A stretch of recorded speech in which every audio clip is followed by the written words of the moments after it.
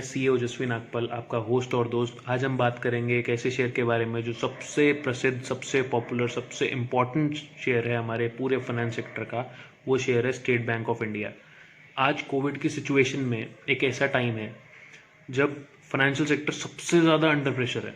Covid से पहले भी काफ़ी इकोनॉमी हमारी क्राइसिस में थी, स्पेशली हमारे बैंक्स बहुत प्रॉब्लम्स में थे। आपने येस बैंक का भी सुना, और ऐसे बहुत से बैंक्स हैं जो नेगेटिव चल रहे हैं अभी तक। पीएनबी का आपको पता ही होगा।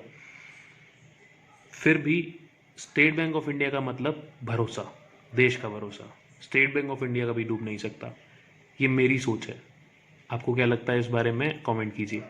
मुझे ऐसा लगता है कि अगर स्टेट बैंक ऑफ इंडिया डूबा तो हमारी इकोनॉमी डूबी, हमारा देश डूबा। स्टेट बैंक ऑफ इंडिया, जब येस बैंक जैसे शेयर को हमारी सरकार नहीं डूबने दी, तो स्टेट बैंक ऑफ इंडिया तो बहुत दूर की बात है।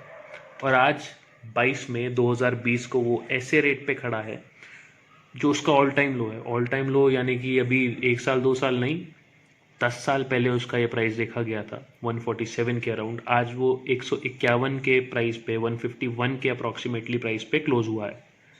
ये रेट सदियों में नहीं देखा। अब हर एक की अलग अलग राय है। मेरी ये राय है कि स्टेट बैंक से पूरी इकोनॉमी हमारी ड्राइव होती है। स्टेट बैंक के बिना हमारी इकोनॉमी का नाम ही नहीं आता।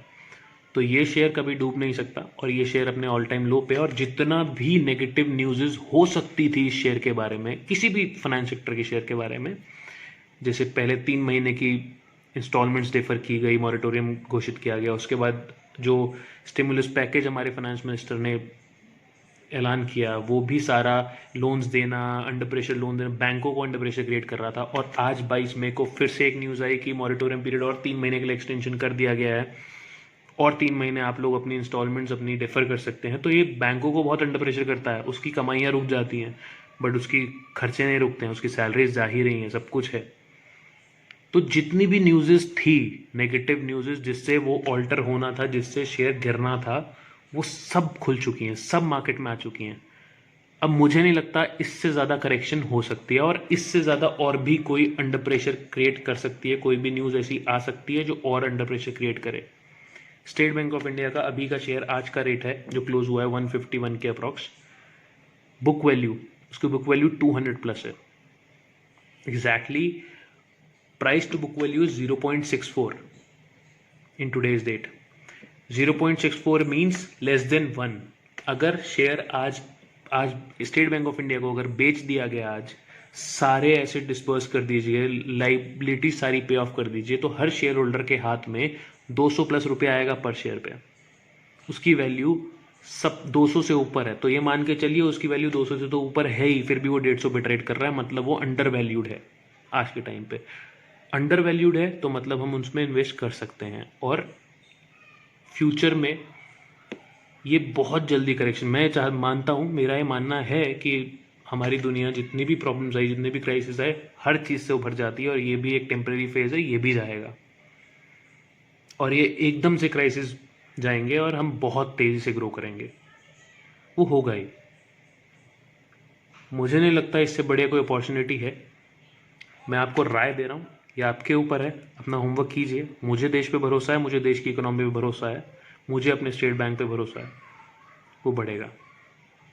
बहुत से बैंक्स हैं, दिग्गज बैंक जो शेयर मार्केट में माने जाते हैं। HDFC is a very great bank in share market, it's actually very great bank, but देश का भरोसा स्टेट बैंक। PSU माना बहुत अच्छा शेयर नहीं होता किसी भी इन्वेस्टर के लिए शेयर्स मार्केट में, उसमें इन्वेस्टमेंट करने के लिए, उसमें ट्रेडिंग करने के लिए, बट अभी जो लेवल्स हैं वो लाइफ टाइम अपॉर्चुनिटी है मेरे दोस्त, नहीं मिलती, सदियों में नहीं मिलती। Less than 1 price to book value. Price to book value के बारे में आपको मैं समझाऊं, अगर 1 से नीचे है ना, मानना उस शेयर में इन्वेस्ट किया जा सकता है, क्योंकि उसकी वैल्यू उससे ज़्यादा है। अपना होमवर्क कीजिए, इसके बारे में थोड़ा सोचिए। मेरी राय सिर्फ एक राय है, सिर्फ एक सजेशन है आप लोगों के लिए। अपना होमवर्क कीजिए, उसके बाद ही इन्वेस्ट कीजिए। बट मेरे according state bank of India मतलब देश का भरोसा। देश उसे जब येस बैंक को जाने नहीं दिया, तो उसको जाने नहीं दे सकता। और हमारी इकोनॉमी फाइनेंशियल सेक्टर पे ही बेस्ड है। अगर बैंकिंग सेक्टर गया तो हम गए, और बैंकिंग सेक्टर का सबसे बड़ा हिंदुस्तान का नाम है स्टेट बैंक ऑफ इंडिया। इस टाइम पे मेरे अकॉर्डिंग सबसे बड़ी opportunity in banking sector state bank of India, rather HDFC, उसमें ग्रोथ होने के चांसेस हैं 10% 20%। दुनिया भर के FIs उसमें पैसा लगाते हैं, दुनिया भर के DI उसमें पैसा लगाते हैं, foreign investor, domestic investor. But इस टाइम पे स्टेट बैंक अपने लेवल से 50% पे, और स्टेट बैंक बहुत बड़ा बैंक है। फिर से बोल रहा हूँ, देश का भरोसा। सोचिए और लगाइए, होमवर्क कीजिए और लगाइए। नहीं लगता आपको अपने देश पे भरोसा, नहीं लगता आपको बैंक PSUs पे भरोसा कि शेयर मार्केट में ये बैंक्स कुछ आपको कुछ कमा के दे सकते हैं, अगर आपको नहीं बिलीव तो मत कीजिए।